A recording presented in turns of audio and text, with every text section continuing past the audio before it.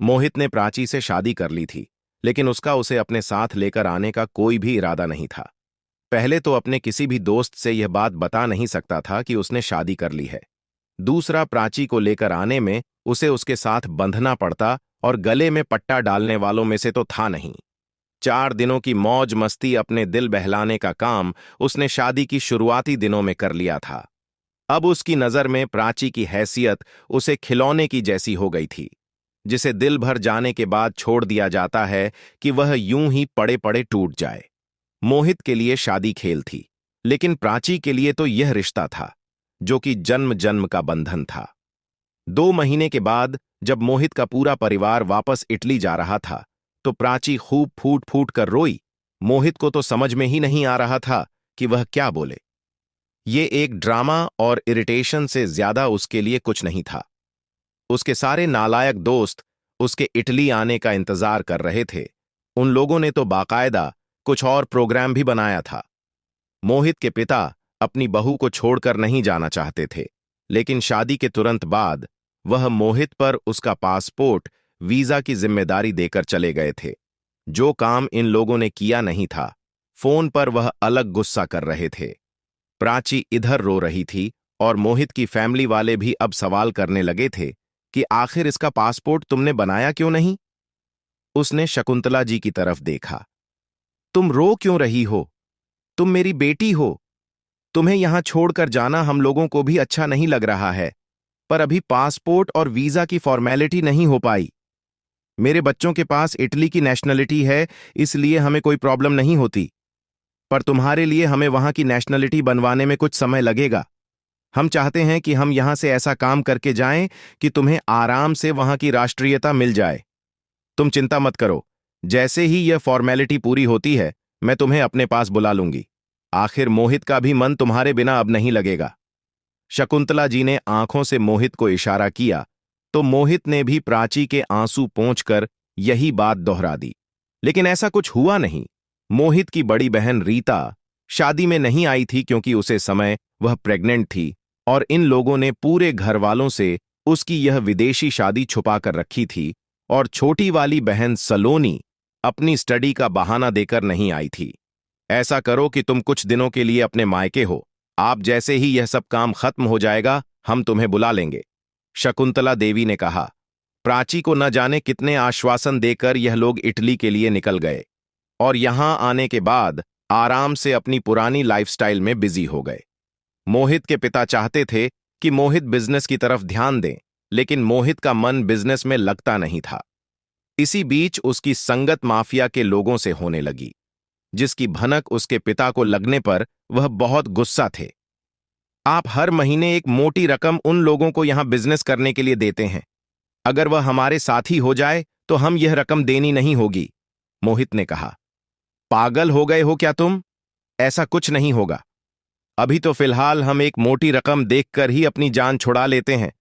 अगर उनकी संगत हो गई तो अपनी जान के भी लाले पड़ जाएंगे, मोहित के पिता ने कहा। आप लोग कुछ धीरे नहीं बोल सकते? देख रहे हैं जॉन सोया हुआ है, शकुंतला देवी ने उन दोनों लोगों को शांत करते हुए कहा। पर यह बच्चा यहां कर क्या रहा है? मोहित के पिता ने पूछा। अरे, यह उसके नाना का घर है, वह यहां आ नहीं सकता?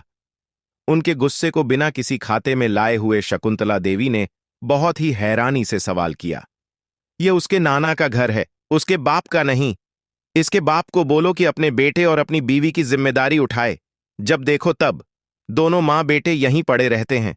अरे, जब यही रहना था तो शादी क्यों की? मोहित के पिता हद से ज्यादा इरिटेट हो चुके थे। डैड, क्या यह घर अब मेरा नहीं है? रीता ने अपनी आंखों में पानी भर के अपने पिता की तरफ देखा। वह पिता जो कि उन्हें उसे हद से ज्यादा प्यार करते थे, उसकी हर एक ख्वाहिश को अपना फर्ज समझकर पूरा करते थे। उसने अपने मन से शादी की थी, लेकिन अब उसे शादी का परिणाम भी देख रही थी। शादी से पहले जो चीज अट्रैक्ट करती थी, शादी के बाद उन सब चीजों से परेशानी हो रही थी। रीता के पति को जुए शराब की बहुत बुरी लगती थी और साथ में ही वह माफिया के लोगों से जुड़ा हुआ था। उसके साथ रहते रहते रीता भी उसके जैसी ही बनती चली गई थी। बच्चा तो दोनों में से कोई नहीं चाहता था, लेकिन डॉक्टर ने भी रीता की कंडीशन देखकर अबॉर्शन से मना कर दिया था। मजबूरी में जॉन का जन्म हुआ। जब से जॉन का जन्म हुआ था तब से ही उसका पति उससे खींचा खींचा रह रहा था। अब तो दोनों में झगड़े होने लगे थे, जिसके नतीजे में अपने बेटे के साथ रीता यहीं पाई जा रही थी। नहीं, अब नहीं है, उन्होंने एक लाइन में क्लियर करते हुए कहा। शादी के बाद पति का घर ही अपना घर होता है। तुम्हारा रोज रोज यहां रहना मुझे बिल्कुल भी अच्छा नहीं लगता। वैसे ही तुमको लेकर मैं अपने परिवार वालों से एक झूठ का हिस्सेदार बन चुका हूं। उन्होंने जलती हुई नजर शकुंतला देवी की तरफ डाली। और अब तुम्हें यहां देखकर मुझे बार बार उस झूठ को बर्दाश्त करने की हिम्मत नहीं है। झूठ की बात आप ना ही कर तो अच्छा होगा, क्योंकि एक झूठ मोहित की शादी भी है। रीता अब सामने से चली आई। उसकी बात पर पूरे घर वालों ने उसकी तरफ आंखें छोटी करके देखा। ऐसे क्या देख रहे हो मुझे? मैं कौन सा झूठ बोल रही हूं? तुम अपना मुंह बंद रखोगी? मोहित का तो बस नहीं चल रहा था, वरना उसका खून पी जाता। मैं तो अपना मुंह बंद कर लूंगी, लेकिन इंडिया में अब कोई भी मैं तो अपना मुंह बंद कर लूंगी, लेकिन इंडिया में अब कोई भी अपना मुंह बंद नहीं रखने वाला, रीता बोली। साफ साफ बोलो, कहना क्या चाहती हो? इंडिया का नाम सुनकर मोहित के पिता ने पूछा। जब पति का घर ही अपना घर होता है तो फिर मोहित की पत्नी उसके साथ क्यों नहीं है? मेरा यहां 2 दिन रहना आपको बर्दाश्त नहीं है। वह तो पिछले 2 सालों से कभी मायके कभी ससुराल पेंडुलम बनाकर झूल रही है। आज शादी के 2 सालों के बाद प्राची का नाम इस घर में लिया गया था। रीता की बात सुनकर मोहित के पिता ने घूरते हुए अपनी पत्नी और अपने बेटे की तरफ देखा होगा। कोई मुझे बताएगा भी कि चल क्या रहा है इस घर में? कुछ भी नहीं चल रहा। वह लड़की इटली आना ही नहीं चाहती, मोहित ने सफेद झूठ बोलते हुए कहा। वो क्यों? मोहित के पिता की आंखें छोटी हुईं। वह अपना देश छोड़कर कहीं आना जाना नहीं चाहती। वह चाहती है कि मैं भी अपना काम छोड़कर इंडिया में ही बस जाऊं। उसे अपने देश से बहुत ज्यादा प्यार है, मोहित ने प्यार शब्द पर जोर देते हुए कहा। मोहित के पिता ने सर हिलाते हुए समझने का इशारा किया। अपनी जड़ों को छोड़ना तो इतना आसान भी नहीं होता। रहते तो वह भी इटली में थे, लेकिन दिल अभी भी इंडिया में बसा हुआ था। कभी उनके दिल की भी इच्छा थी कि वह इटली से पैसा कमाकर वापस अपने देश लौट जाए, लेकिन अब यह पॉसिबल ही नहीं था, क्योंकि पूरा परिवार इटली छोड़कर कहीं जाना ही नहीं चाहता था। उन्होंने एक आशा भरी दृष्टि से मोहित की तरफ देखा कि क्या पता, जिस तरह से वह अपनी पत्नी की वजह से इटली में बस गए थे, उसी तरह से मोहित अपनी पत्नी के चलते ही वह वापस इंडिया जाने के फैसले पर विचार कर ले। उनकी इन आशा भरी निगाहों ने सबके दिल में निराशा के बदले पैदा कर दिए थे, लेकिन इस बात को इतनी आसानी से बर्बाद होते हुए देखकर रीता से बर्दाश्त नहीं हुआ। अच्छा, रीता बनावटी हैरानी से बोली। हां, मोहित ने उसे आंखें दिखाते हुए कहा। और दूसरी प्रॉब्लम यह है कि उसके पापा की तबीयत खराब चल रही है और वह अपना बेटी होने का फर्ज निभा रही है। वह तुम्हारे जैसी नहीं है, मोहित ने कहा। वह नहीं चाहता था कि उसके पापा कोई ऐसा ऑर्डर पास करें कि उसे प्राची को इटली लेकर आना पड़े, या फिर उसे ही इंडिया जाने का फरमान सुना दिया जाए। वह बेटी होने का फर्ज निभा सकती है तो तुम दामाद होने का फर्ज नहीं निभा सकते? यहां बैठकर अपने आवारा दोस्तों के साथ है, दिन भर कैफेटेरिया में महफिल जमाए रहते हो। जाओ, जाकर देखो कि उनका क्या परेशानी है। उन सब चीजों को सॉल्व करके एक बार अपने दादाजी से भी मिल लेना और अपनी बीवी को लेकर ही यहां इस घर में कदम रखना, मोहित के पिताजी ने गुस्से में कहा। पर डैड, वो आना ही नहीं चाहती, मोहित बौखला रहा था। मैं खुद उनसे बात करता हूं। तुम्हें यह बात मुझे पहले ही बतानी चाहिए थी। मैं उसके फादर को फोन करके उनका हालचाल लेता हूं। यहां इटली में ऐसा भले ही ना होता हो, लेकिन इंडिया में दोनों फैमिली का एक दूसरे से कांटेक्ट में रहना बहुत जरूरी है, मोहित के पिता ने अपना फोन निकलते हुए कहा। लेकिन फोन पर घंटी ही नहीं जा रही थी।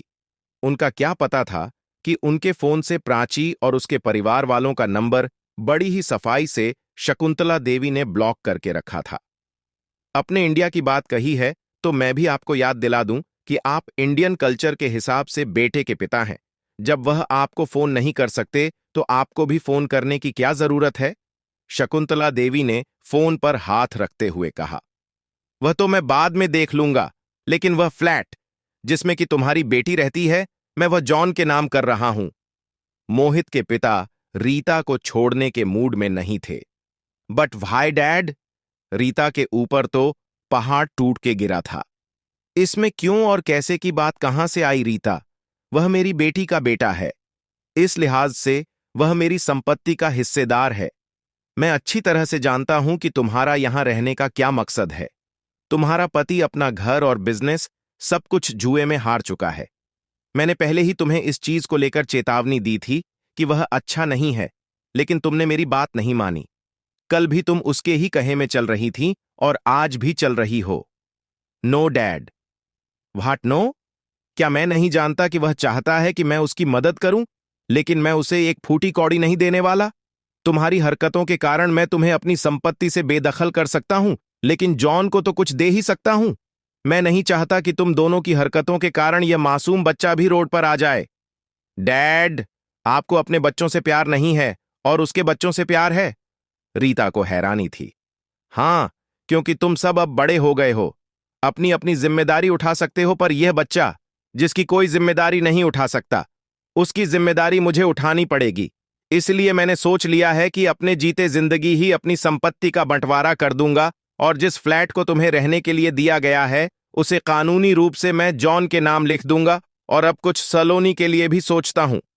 मोहित के पापा के फैसले बिल्कुल क्लियर थे, लेकिन उनके बच्चों की सोच उनसे भी ज्यादा क्लियर थी। आप ऐसा कुछ भी नहीं कर सकते डैड।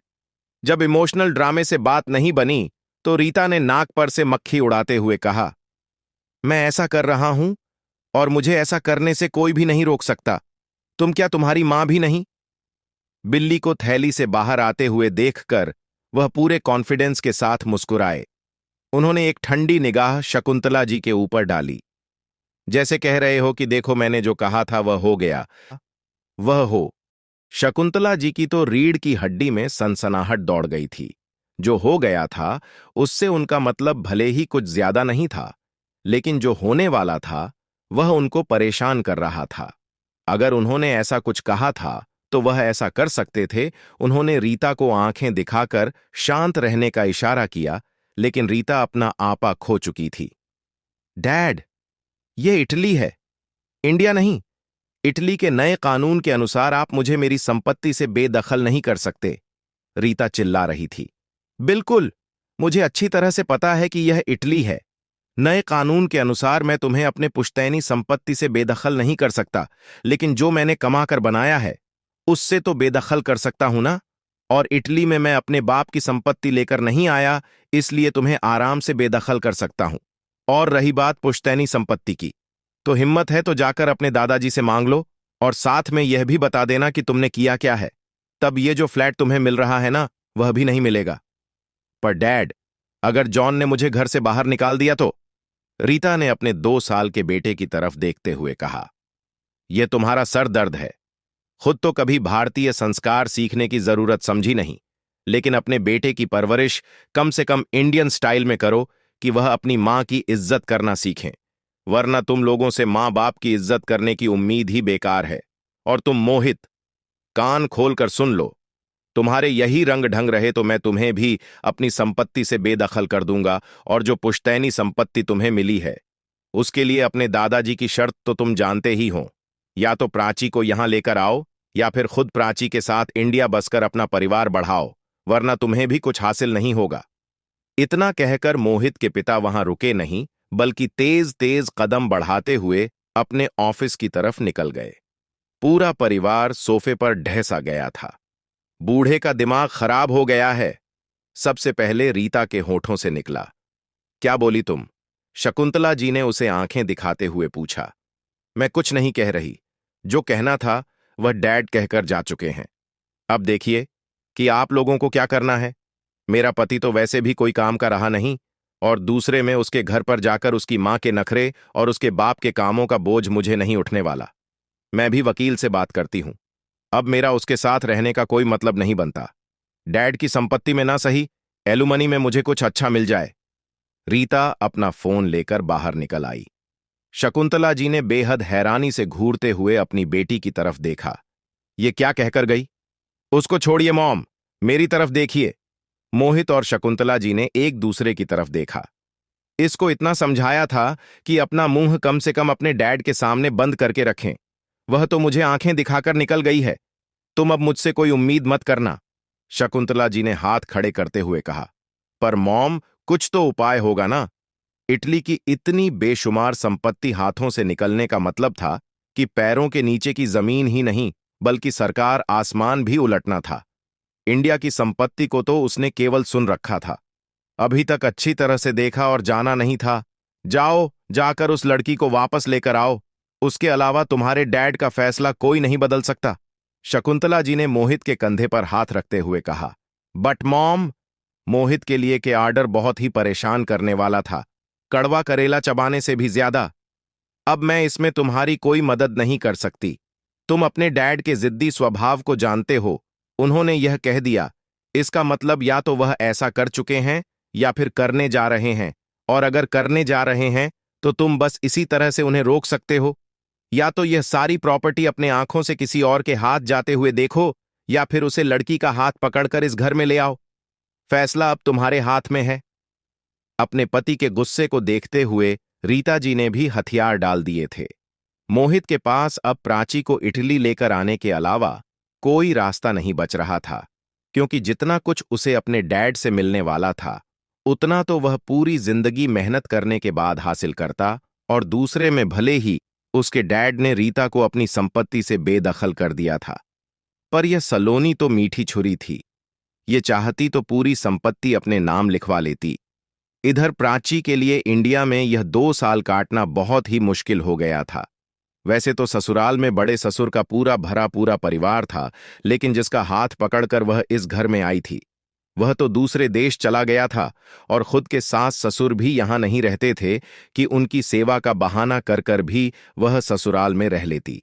एक दादाजी थे, बस उनकी वजह से प्राची का ससुराल आना जाना लगा रहता था, वरना इस घर में उसके पास रुकने का और कोई कारण नहीं था। पैसे की कमी नहीं होती थी, क्योंकि मोहित के दादाजी खुद अपने हाथों से हर महीने प्राची को एक मोटी रकम देते थे। इतने पैसों का मैं क्या करूंगी दादाजी? मेरे खर्चों के पैसे तो आप दे ही देते हैं। प्राची ने इसे लेने से इनकार किया तो उन्होंने जबरदस्ती उसके हाथों में रख दिया। अभी तुम इन पैसों की अहमियत नहीं समझ रही हो, पर इन्हें अपने पास रखो। भविष्य में यह तुम्हारे बहुत काम आएंगे, और एक बात यह, तुम्हारा स्त्री धन है। इसकी खबर किसी को कानो कान मत लगने देना, अपने पति को भी नहीं। उन्होंने गौर से प्राची के चेहरे को देखा। अनुभवी आंखों ने वह सब कुछ समझ लिया था जिसे होठों से कहने की जरूरत नहीं पड़ी थी। मोहित क्यों अपनी जिम्मेदारी उठाना नहीं चाहता, यह तो मुझे समझ में नहीं आ रहा। पर तुम पढ़ी लिखी हो, मैं कहूंगा कि तुम्हें इटालियन लैंग्वेज और कुकिंग। मोहित क्यों अपनी जिम्मेदारी उठाना नहीं चाहता, यह तो मुझे समझ में नहीं आ रहा। पर तुम पढ़ी लिखी हो, मैं कहूंगा कि तुम्हें इटालियन लैंग्वेज और कुकिंग के 2-4 कोर्स कर लेने चाहिए। भविष्य में यह तुम्हारे बहुत काम आएंगे। फीस की चिंता मत करना, तुम्हारा दादाजी अभी जिंदा है। प्राची को उनकी बातों से बहुत बल मिला था। एक वही तो थे जिसके चलते काफी कुछ आसान हो रहा था। उनकी बात मानकर प्राची ने क्लासेस ज्वाइन कर ली। इससे उसका समय भी निकलने लगा, और मोहित के रोज फोन न करने के कारण जो डिप्रेशन हो रहा था वह भी कम होने लगा था। इसी बीच प्राची की छोटी बहन की शादी तय हुई, और मोहित ने अपने काम में व्यस्तता का बहाना बनाकर आने से मना कर दिया। यह एपिसोड आपको कैसा लगा कमेंट करके जरूर बताएं। वीडियो को लाइक और चैनल को सब्सक्राइब करना बिल्कुल मत भूलिएगा। खुश रहिए, स्वस्थ रहिए, मस्त रहिए, और यही यूट्यूब पर मिलते रहिए। मिलते हैं अगले भाग के साथ। हर हर महादेव।